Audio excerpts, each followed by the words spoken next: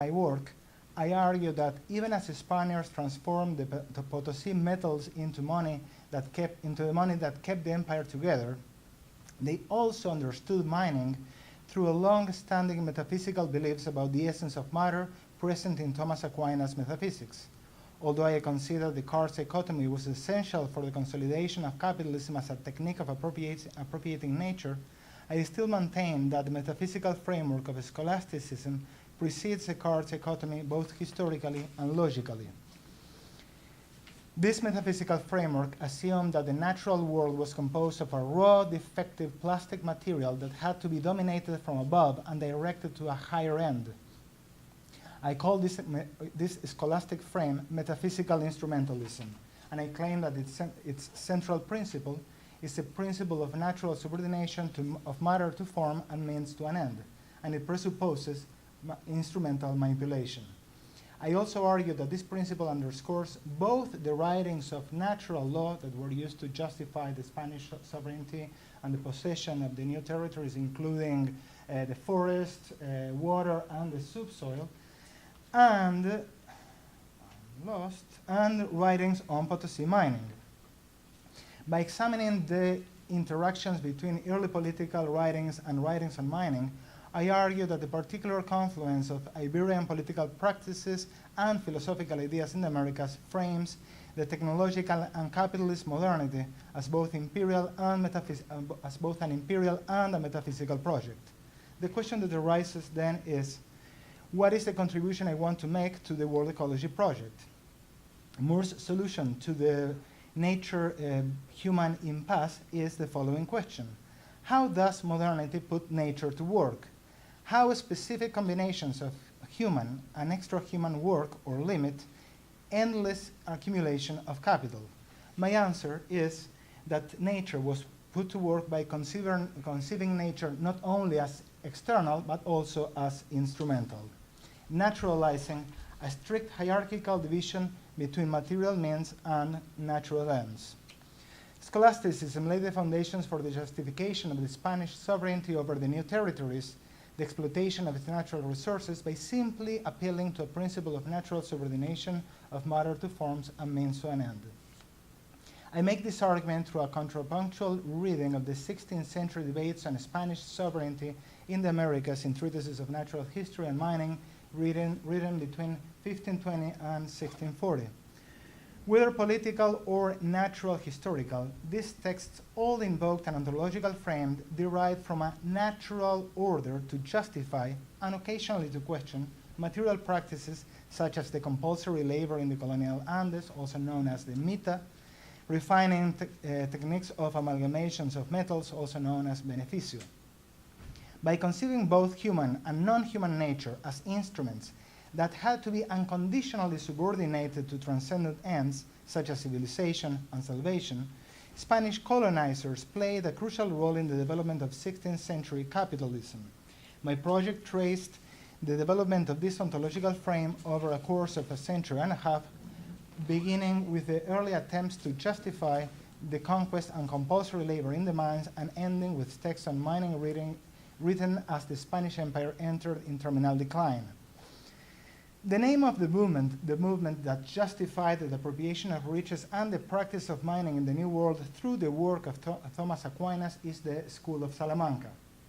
The School of Salamanca, also known as Second Scholastics or Hispanic Scholasticism, has been credited by many scholars with the emergence of international law, the elaboration of the first subjective theory of value in economics.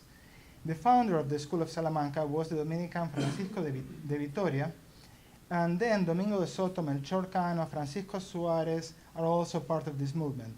The fundamental sources of Spanish scholasticism were Aristotle, Thomas Aquinas, Roman jurisprudence, civil and ecclesiastical law, and the Decretales, which is a collection of laws assembled in the 8th century. Although in my book I limit my analysis to the School of Salamanca, it is necessary to mention also a lot of other authors such as Martín de Azpilicueta, Domingo Báñez, who have been studied by scholars, but from the perspective of economics. So, I mean, the School of Salamanca had a deep impact not only in international law, but also in the development of international economics. And also, some people claim that they have a very important impact in Adam Smith. The ultimate principles of Thomist ontology and theology were employed to assign sense and finality to a union of the factual, temporal, and transcendent, eternal realms in order to justify the evangelization and the conquest of the New World. Aquinas' providentialism provides a strong sense of legitimacy to the Prince authority by appealing to self-evident and ultimate principles capable of grounding the imperium, which means the capacity to command. The political and epistemological power of scholasticism depended on what can be summarized in the principle of natural subordination, the part to the whole, an imperfect matter to a more perfect form, a material means to an immaterial or supernatural end. The task undertaken by the Spaniards was to justify their sovereignty over the newly discovered peoples by invoking their imperfect nature. Their imperfect nature, crystallized in their lack of civilization, had to be directed to their proper end, which was the common good, as you were mentioning today in the case of the forest. The same procedure was applied to nature, which was understood as a temporal means that could be used directing it to human ends, which became evident in the case of metals. Such a providentialist view of nature and labor presupposed that available resources were a raw matter that could be employed to further Catholic expansion. Now, to explain how Aquinas' metaphysics of command over subjects and nature presupposed instrumental manipulation, which I make a great deal about this, and I think it's really, really important. Let us start unpacking the basic axiom of metaphysical instrumentalism, which is the principle of natural subordination. First, this axiom is a principle because it cannot be demonstrated, and yet it is presupposed in order to demonstrate anything else. Second, matter is not a thing, it's an abstraction, something that is merely potential or imperfect, just a plastic underlying reality that it is amorphous and needs the imposition of value in the form of a transcendent form from outside. Form, on the contrary, is like a blueprint, a pattern that overpowers matter, giving it actuality or consistency. Matter is totally inconsistent and imperfect without imposition of forms. On the contrary, only superior forms are, matter is not and can never be a natural end. On the contrary, only superior forms are ends. Finally, the hierarchical relation between matter and form is something natural, given, and external to humanity. Now, the problem is that every time Aristotle and Aquinas needs to explain and justify natural subordination or this ultimate principle, they appeal to metaphors borrowed from techniques. They use the metaphor of a statue maker. Aristotle used this a lot of times. Then Aquinas borrows it. The statue of the monarch or the governor as directing a ship to the proper port or end. So they're always borrowing metaphors from technique. Like in the following example, where Aquinas is engaged in all these very ultra abstract distinctions between matter, form, means, ends, etc. And then he says, what is in potency cannot bring itself into a state of actuality. Bronze, for instance, so every time they want to talk about prime matter, which is a technical name for modern scholasticism, they invoke bronze.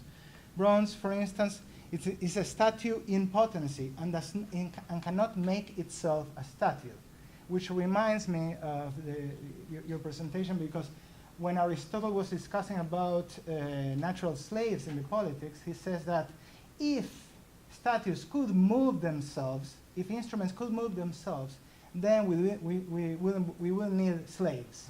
So slaves are automatons, and the automaton is a kind of monstrous technique that moves itself. But in this case, instrumentalism means that it has to be moved from outside. It has to be shaped by a superior power. It needs something actively working which brings out the form in a statue by imposing it, making a transition from potency to act. The example of bronze statue provided by the Renaissance statue provided by Aquinas and Aristotle to illustrate the principle of natural subordination invoked to justify the political subjection is an example borrowed from the arts. In this example, an artist is an efficient cause which imposes a pre-existing idea, a perfect form, universal pattern, blueprint, or value over a devalued matter which has only an instrumental value which is only like pure passive potency, in order to produce a statue which is a final and perfect product. It is the end of everything else. So Aquinas is privileging the end over the process and borrowing examples from the arts. Aquinas employs a metaphor of the craftsman, of the architect, who imposes a pre-existing rational order over an amorphous, chaotic, and imperfect and incomplete matter in order to achieve a perfect form. Let us return to the domain of political subjection or empire as command, as imperium, in order to see how every law derives from natural law and every natural law derives from eternal law. Aquinas uses the following example in the Summa Theologica.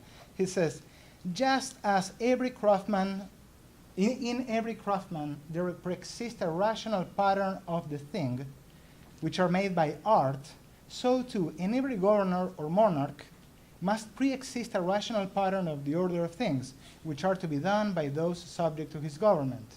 And just as a rational pattern of the thing to be made by art is called art, or exemplar products of this art, so too the rational pattern existing in him who governs, the act of the subject bears the character of an unconditional law. So the law is unconditional because it is an art, and it's an art in the same way that inferior arts are arts. Now, and this is a fundamental moment, God is the creator of all things, and he stands in the same relation to them as the craftsman does in relation to the products of his arts. But he is also the governor of all acts and motions of things which have to be directed to their proper end. So this is the way he justifies this hierarchical relation between positive, natural, and eternal law. Political mastery, the capacity of the monarch to command, is understood in terms of mastery of nature or artificial mastery. God stands in front of the world in the same way an artisan stands in front of matter. This is an instrumentalist core of metaphysics. The superior master borrows its legitimacy from an artisan's capacity to impose forms over a given matter. In other words, it borrows its very legitimacy, its accountability, from the artisan's capacity to put nature to work. Metaphysical instrumentalism has two aspects. On the one hand, it is instrumentalist because it presupposes the artificial transformation of material reality. On the other hand, it subordinates instruments themselves to a superior master. So there are two simultaneous movements. On the one hand, it borrows, it expropriates technique from all its transformative power, and it says we have to rule because it is self-evident that if we leave things to their own devices, they will be chaotic. But at the same time, they subordinate art or artistic transformation of nature by superimposing a metaphysical principle or a superior master that then is going to subordinate the artist or the technician itself. So it's a very technocratic, anti-technocratic view of natural law. Scholasticism disavows its own transposition of artificial mastery to natural causality by reducing technique to a mere medium, a neutral instrument devised that requires an efficient cause to be set in motion and directed to a persisting end, since, as Aristotle says in the Physics, artifacts have no inner impulse to change. Briefly said, metaphysics borrows its power of subordination from technique only in order to subordinate technique itself to a metaphysical master, a pre-existing agent identified with God or the monarch. In one and the same move, metaphysics justifies imperial command by presupposing instrumental manipulation and then subordinates this instrumental manipulation to its imperial command. Nature was put to work by being instrumentalized, and the inhabitants of the New World were conceived as an imperfect matter that had to be molded by the imposition of superior forms. Spanish colonizers and apologists of the empire, such as Francisco de Vitoria, employed metaphysical instrumentalism to justify the just war against the indigenous peoples of the New World if they interfered with the free circulation of commerce or the interest of the Spaniards. Gines de Sepúlveda, who radicalized Vitoria's thesis, then said that indigenous peoples were themselves the imperfect matter that had to follow the command of the superior forms of the Spaniards.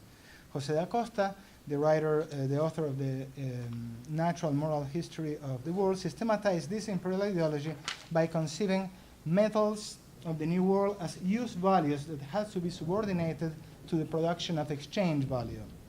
I quote, "Hence harsh and barren lands serves as substance and nourishment of metals. Fertile and more amenable lands is substance and nourishment of plants. Plants themselves are food for animals, and both plants and animals are food for men, with the lower order always serving to a higher and the less perfect subordinated to the more perfect." So he ties everything together, saying that metals are like the slaves by nature. Later, the circle of theologians and lawyers that inspired Francisco de Toledo's revolutionary reforms during the 1570s in the Potosí mountains also repeated Sepúlveda's arguments about the inherent inferiority of Andean peoples who had to be civilized before being evangelized. Briefly said, metaphysical instrumentalism was the ideology of the Spanish Empire that conceived both human and non-human nature of the New World as an imperfect matter, a depository of use values that should be subordinated to the creation of exchange values. It was an ideology of the state, the ideology of the colonial state. And by subordinating means to their ends, the Spanish Empire ended up elevating one means, the extraction of money and mining, and the production of profit, into an end in itself, but this is another story. Paraphrasing Christian Parenti, the Spanish Empire did not have a relationship with nature, it was a relationship with nature. Thank you very much.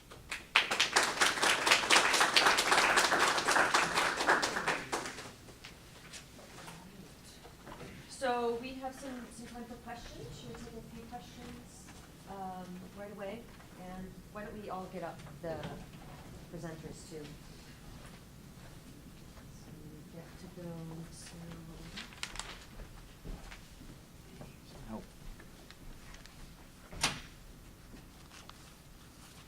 So I have a question that applies mostly to John and Orlando, but I would imagine it's applicable also to Tim. So one of the underlying assumptions that I noted in both of your presentations, and this could be a bad interpretation, but that the expropriation of nature is linked to the transition of capitalism. And so I wanted to ask both of you, can we definitively claim that there is this link between capitalism and the expropriation of nature and not empire and the expropriation of nature? And two of the things that I note, one of the ways I think we could test this is if we see a similar logic towards the expropriation of nature in the Asian empires that were dominant before the Spanish and Portuguese and Italian city-states, namely the Safavids, Mughals, and Chinese empires. And for Orlando's paper, this is particularly relevant in the fact that silver and gold were mined in Potosí ultimately so that Europeans could enter Asian financial markets, which were the strongest financial markets at the time. So how do we think, if we sort of peripheralize Europe in this narrative and think about its expropriation of nature, is this something historically new that Asian empires didn't do? Or is this something that, so how do we tie it more specifically to that moment of finance capital, this initial accumulation of finance capital? And for John's paper, I was interested in this juxtaposition that you have between territorialization and eco-power. So coming from an Iridian perspective, I tend to think of territorialization as land as power through tax farming. And that's particular to the three major Asian empires that I'm talking about, which isn't really compatible with the logic that I interpret in your presentation, that is land as power through capital accumulation. So are territorialization and eco-power synonymous? Are they different? And how do we disentangle these concepts of empire, capitalism, and the expropriation of nature? Should we take a couple more questions before you tackle that? If there aren't any for the minute, then go ahead. No, first of all, I want to give props to both Orlando's, where are you? Orlando's book, The Matter of Empire, which is brilliant, and John's book, whose title, I forget even though I've taught it here. What's the title of it? Roots of Empire. Roots of Empire. And they're both awesome. So I wanted to say that. Okay, Daniel, can you comment on the, what seems to be happening is the erosion, the very rapid erosion of the fossil capital thesis, that it's all about coal, which has been embraced by much of the so-called eco-socialist left. And it's now appearing to be a very thin reed on which to base the whole thing. First, as we know, it's cotton, but then as you point out, none of the cotton matters if you can't bleach it fast. So I'm wondering if you could situate that within the broader context. For Orlando, does the Reconquista amplify the instrumental turn in the century or so before Columbus? And does and for John, I don't know if Philip II rules over a pre-modern state. I mean, Philip II looks like a very modern figure. He rules from a desk, right? He declares bankruptcy, but in a very modern sense, he reschedules a debt, issues euros, not the euros today, but the euros with a J, so essentially treasury bonds.